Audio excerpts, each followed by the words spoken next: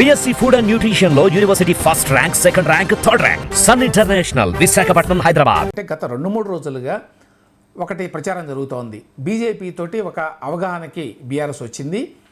ఆ నేపథ్యంలో ఆ అంగీకారం మేరకు కల్వకుంట్ల కవితకి ఈసారి తప్పకుండా సుప్రీంకోర్టులో బెయిల్ రాబోతోంది అని. ఇది ఇంత గట్టిగా ఎందుకు చెప్తున్నారంటే, ఒకటి బీఆర్ఎస్ నాయకులు, బీఆర్ఎస్ పార్టీలోనే ఇందుకు సంబంధించిన ఏర్పాట్లు జరిగినాయి. అందువల్లనే ఇవాళ ఆ పార్టీ సీనియర్ నాయకులైనటువంటి కేటీ రామారావు, హరీష్ రావు ఇద్దరూ కూడా ఢిల్లీ వెళ్ళారు. అపార్ట్ ఫ్రమ్ కవిత గారి హస్బెండ్ కాకుండా వీళ్ళందరూ కూడా ఆల్రెడీ ఢిల్లీ చేరుకున్నారు. పెద్ద ఎత్తున నాయకులు చేరుకున్నారు. ఇదంతా కూడా ముందుగా తెలుసు కాబట్టే ఇంత ఏర్పాట్లు చేసుకున్నారు అనేది ఒక ఆరోపణ. ఇది ఒక గాసిప్. ఎంతవరకు వాస్తవమో తెలియదు.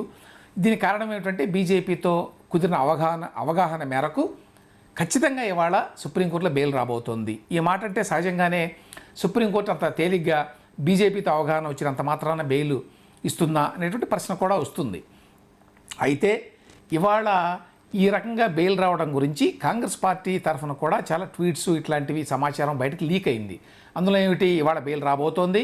ఎందుకంటే బీఆర్ఎస్కి, బీజేపీకి మరి అన్అఫీషియల్గా పొత్తు కుదిరింది, లోపాయకారిగా పొత్తు కుదిరింది.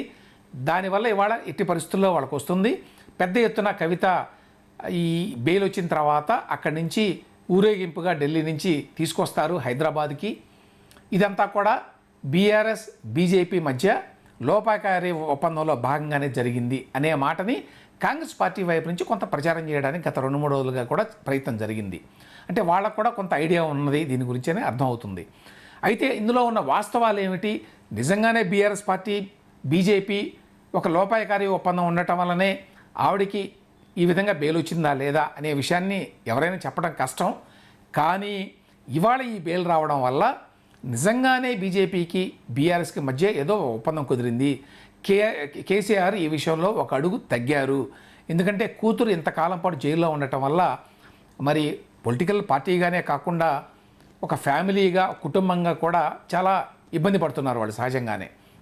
ఇంతకాలం పాటు మరి 5-6 నెలలు జైల్లో ఉంది. ఆవిడ ఆరోగ్యం కూడా కొంత దెబ్బతింది.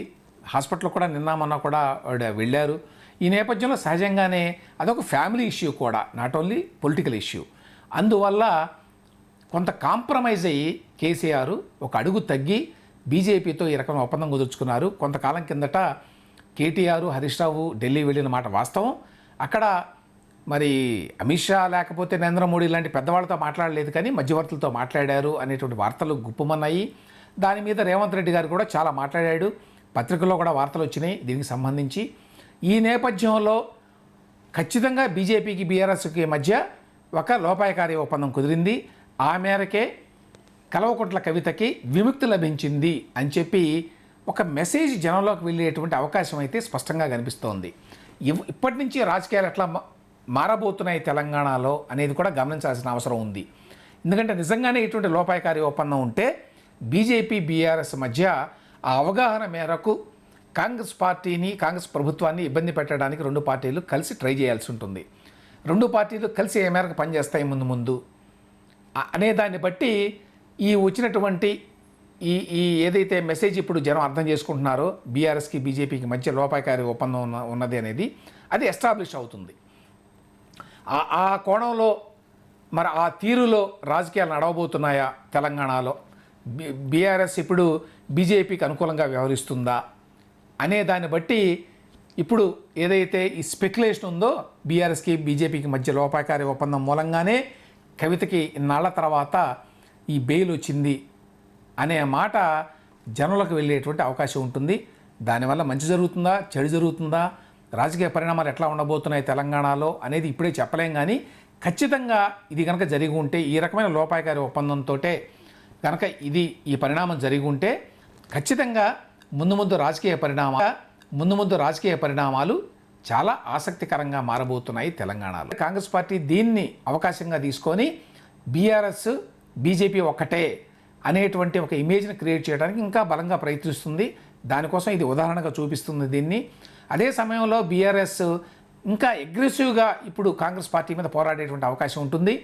బీజేపీ ఈ మధ్యకాలంలో కొంత తగ్గింది వాయిస్, బీఆర్ఎస్ఏ ఈ మధ్య చాలా దుడుగ్గా వ్యవహరిస్తోంది.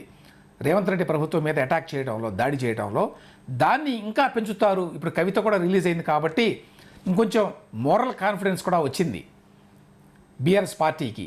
అందువల్ల ఇంకా మరి గొంతు పెంచే అవకాశం ఉంది. ఇంకా కేటీఆర్ కానివ్వండి, హరీష్ రావు కానివ్వండి, ఇతర బీఆర్ఎస్ నాయకులు కానివ్వండి, ఇంకా పెద్ద ఎత్తున ఇప్పుడు రేవంత్ రెడ్డి ప్రభుత్వాన్ని మీద దాడి ఖచ్చితంగా మొదలు పెడతారు. ఇప్పుడు ఆల్రెడీ మొదలుపెట్టారు, దాన్ని ఇంకా స్టెప్అప్ చేస్తారు ఇంకా. కాబట్టి ఒక రకంగా రేవంత్ రెడ్డి ప్రభుత్వాన్ని ఉక్కిరి చేయడానికి ఇప్పుడు బీఆర్ఎస్ సన్నద్ధమవుతుంది అని అనడంలో ఎటువంటి అతిశయోక్తి లేదు.